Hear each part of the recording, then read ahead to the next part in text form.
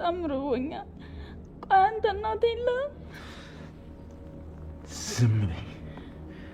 ከዚህ በኋላ በድጋሚ እናቴን ስም እንዳትጠሪ። እናትን በጣም ተወዳታለህ አይደል? ለዛ ነው በእናት ስላልኩ የተናደድከው። ዝም በሉ ይቻላል እንዴ? ካልሆነ ግን በእኔ እጅ ትጠፊያለሽ። የኤፉዬ ስቃይ ከዚህ በኋላ ሊያበቃ ይመስለኛል በመጨረሻ። ምክንያቱም ይህ ሁሉ ስቃይ ይህ ሁሉ መከራ እያለፈባት፣ ነገር ግን የአባቷን ገዳይ በዚህ መከራና ስቃይ ሆና አግኝተዋለች። ቤተሰቦቼ መጨረሻው ደስ የሚል ይመስለኛል እና በጣም ደስ ብሎኛል። ምክንያቱም በዚህ መከራና ጭንቀቱና የውስጧ ንጽህናትና የዋህነት የአባቷን ገዳይ በአይኗ አሳይቷታል ወይም አግኝተዋለች ማለት ይቻላል። እና በጣም ነው ደስ የሚለው። ናታን ደግሞ እንደዛ ከፍ ዝቅ ብሎ፣ ነገር ግን በጣም ከባድ ፈተና ነው ያሳልፈ ያለው። የሚረዳው ከጎኑ የሆነ ሰው የለም። እና አሰላሙ አለይኩም ወረህመቱላሂ ወበረካቱ። ወደና የተከበራችሁ ወደ ቤተሰብ እንዴት ናችሁ? ደህና ናችሁ? ከኔ ጋር አልሐምዱሊላህ። እንዲሁም ክርስቲያናት ወንድሞች ሰላም ብያለሁ። በያለንበት የዓለም ዳርቻ ሰላማችን ይብዛ። ሀገራችንን አላህ ሰላም ያደርግልን። ሁላችንን በዱዓ በጸሎት እንበርታ። ውድ ቤተሰቦች ለቤት አዲስ የሆናችሁ ቤተሰብ መሆናችሁን እንዳትረሱ፣ ነባር ቤተሰቦች ደግሞ ከጎን የሆናችሁ ስለምታበረታቱኝ ከልብ አመሰግናለሁ። ዛሬ የመጣሁበት የሐረግ ድራማ ክፍል 33 ተለቆልናል። ቤተሰብ የተለቀቀው እንደዚህ አልጠበቅንም ነበረ። እፉዬ ተለቃ ደስ የሚል ነገር ወይም ደስ የሚል ዜና ነበር የጠበቅነው። ነገር ግን መግቢያ ላይ እንዳያችሁት አሁንም በጣም ከባድና ፈተና ውስጥ ነው ያለችው። በጣም ያሳዝናል። እሷ ስንል ደግሞ ናታን በጎን ሄዶ መከራና ስቃይ እያየ ነው። ብቻ የዋህ ምንም አይሆንም። የዋህ ለጊዜው ይፈተናል። የህይወት መሰናክል ደግሞ ያጠነክራቸዋል ብዬ ተስፋ አለኝ። ምክንያቱም ሁለቶቹ መካከል ይህ ጨካኝ አረመኔ የሆነ የቤተሰቦቹን ሁሉ ጨርሶ፣ ነገር ግን አሁን ላይ በጣም ነው ደስ የሚለው። በስተመጨረሻም የተሳካለት ይመስለኛል የእፉዬ። ምክንያቱም የአባቷን ገዳይ ያገኘች ማለት ነው ከናታን ጥርጣሬና ናታንን የራሷ የማድረግ መብት አላት ካሁን በኋላ ላለው ቤተሰብ ለመሰላችሁ። ቤዛም እንደምታወቅ ቅጥል ብላለች። የእሱ ያልሆነውን ልጅ ሁሉ ያንተ ነው እያለች በብዙ መንገድ ጥራለች። ጓደኛ አላት ብለው ከቤዚ ጋር ኤፉዬን ያላደረጓት የለም። በነገራችን ላይ ያው እንዳያችሁ ባለፈው ኑሬት ለቤዚ ሁሉ ነገር ቀርታባት ነበርና ሪኮርድ አድርጋ ለማን ብታሰማት ጥሩ ነው? ለኤፉዬ ብቻ። ኑሬት እዛም ሆነ እዛም እንደ ጓደኛ እየሆነች ትጠጋለች። ነገር ግን የምትጠጋው ለጥቅምና ለጥቅም ብቻ። የምትገርም ሰው ናት ከምር። እንዴት ይሳካላታል አላቅም። ነገር አለው ወሬዋ በቃ አካሄዷ ምናምኗ ዘና ታደርገኛለች፣ ግን ደግሞ ታቃጥለኛለች። ለመሰላችሁ እኔ ለገንዘብ የማልሆነው የለም። ጥቅም ካለ ምንም ይሁን ምን እሰራለሁ ትልሻለች። በጣም ታስቀው። እና ገኒ ደግሞ እንዳያችኋት ወረቀቱን ወስዳባታለች። መልሳ ትሰጣታለች፣ ሳትሰጣትም ለቤዝ ታግዛታለች፣ ሳታግዛትም የድርጅቱን የፈረመችበትን ወረቀት ወስደዋለች።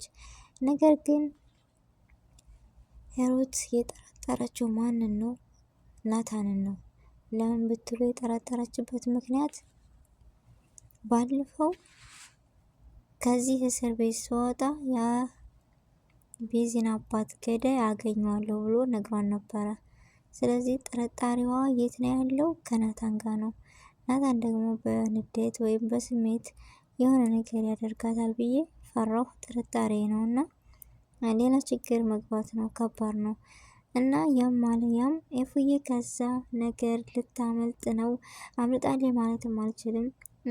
በቃ ግን ያለኝ ተስፋ ወደፊት የሚታየኝ አንድና አንድ አባቷን ገዳይ አግኝታለች፣ ሁለት ደግሞ ከዛ ቦታ ታወጣለች። ነገር ግን በስህተት ለሷ ሲል ናታን ትልቅ ስህተት ሰርቷል። የቤዚን ድርጅቱን የግማሹን ፈርማ ወረቀቱን ለዛ አረመኔ ሰጥቷል። መጨረሻውስ ምን ይሆን? ግምታችሁን እስኪ ወይም ሀሳባችሁን አስቀምጡልኝ። ብቻ በጣም ውስብስብ ያለ ነገር ነው ድራማው። በጣም አስተማሪና ትልቅ ያኔ በዓል አይደለ አይምሮን ሰፋ የሚያደርግ ምን ብዬ ልንገራችሁ፣ ለሀሳብ እና ለውሳኔ ራሱ ቶሎ ብላችሁ ለመወሰን የማያስችል ድራማ ማለት ይህ ነው። በጣም ነው የገረመኝ። እኔ ታውቃላችሁ የሆነ አስተማሪ ከሚባለው በላይ የሆነ ድራማ ነው።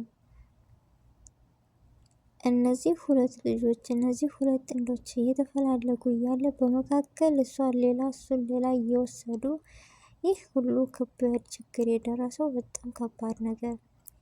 ቤዚ ለነዚህ በጣም ጓደኛሞች ናቸው ከሚባለው በላይ። ነገር ግን አሁን ላይ ያሉበት ስሜት ጥሩ አይደለም። እንደ ድሮ ይሆናሉ ተመልሰው ወይስ አይሆኑም? እኔ አይሆኑም ነው የምለው የራሴ ግምት። የእናንተን እስኪ አስቀምጡልኝ ግምታችሁን። ለምን ብትሉ በወንድሟ በጣም አዝናለች፣ ተቆርቆራለች። የፈሰሰ ውሃን እንዴት ነው መመለስ የሚችለው ብላለች። ምክንያቱም በፊት ብዙ ነገር ከኋላው የሆኑ ብዙ ነገር አሲረውበታል እና ቤዛ ልጁ የናታን ነው እያለች ተመጻድቃ፣ ነገር ግን ልጁ እውነታው የናታን አይደለም፣ የዛ መሳሪ ልጅ ነው። እንዴት የናልሽ ልትሉ ትችላላችሁ። ምክንያቱም ባለፈው ሲያወሩ እንደዚሁ ድንገታዊ ሆነ ቤዚና ያ መሰሪ የምልበት ስለሚያናደኝ ነው። በነገራችን ላይ መግቢያ ላይ እንዳያቸው ጨካኝ ለገንዘብ ሲል ምን ያክል በደል ቢበድሉት እንደሆነ ባላቅም እንደዚህ ሲያደርጋት የፉየን ሳይ በጣም በቃ ስሙን ራሱ ለመጥራት የተሳኔ ሰው ስለሆነ ነው። የሄሮት ይሻለኛል በስሙ። ይህ በጣም ጨካኝ ታውቃላችሁ። እና እንደዛ ስለሆነ ባለፈው እሷና ቤዛ ሲያወሩ እንዳጋጣሚ ደርሳ ሁሉ ነገር ሰምታለች። ስለሰማኝ በጣም አዝናለች። እንደ ጓደኛ የምታቀርባት ሁሉ ነገሯ የነበረችው ቤዛን የጽዮንን ልብ ሰብረዋለች። እውነታውን አልነገረቻትም። ስለዚህ እኔ እስከዛሬ ጅል ነበርኩ፣ እኔ እስከዛሬ ሞኝ ነበርኩ፣ ወንድሜን ገድዬዋለሁ በማለት በመጸጸትና ወደ ራሷ በመመለስ አሁን ላይ ከወንድሟ ጎን ሆናለች። ገኒ ደግሞ ናታንን በጎን አጥምዳለች። አይፈረድባትም። ብቻ ያም ሆነ ያም እኔ የምፈልገው እፉዬ ተፈታ እፎይ የሚል ህይወት ኑሯ ደስታዋን ብቻ ነው የምፈልገው። ገኒም ኤፉ ከተፈታች መጥፎ ነገርን አታስብም አትሆንም። ምክንያቱም እዛ እየሰራች እየኖረች ያለችው አንድ ለልጇና ለልጇ ስትል ብቻ ነው። እፉዬ ከዚህ ሁሉ መከራ ወጥታ ገኒ ትነግራታለች እውነታውን ወይስ አትነግራትም? ወንድሟ ይነግራታል ወይስ አይነግራትም? ከነገረቻት በኋላ ተቀብላት እፎይ የሚል ህይወት ይኖራሉ አይኖሩም የሚለው ወደፊት ያሳስበኛል እኔ እና የዛሬው ቪዲዮ ይህን ነበረ። ቤተሰቦች ሁላችሁንም ከልብ አመሰግናለሁ።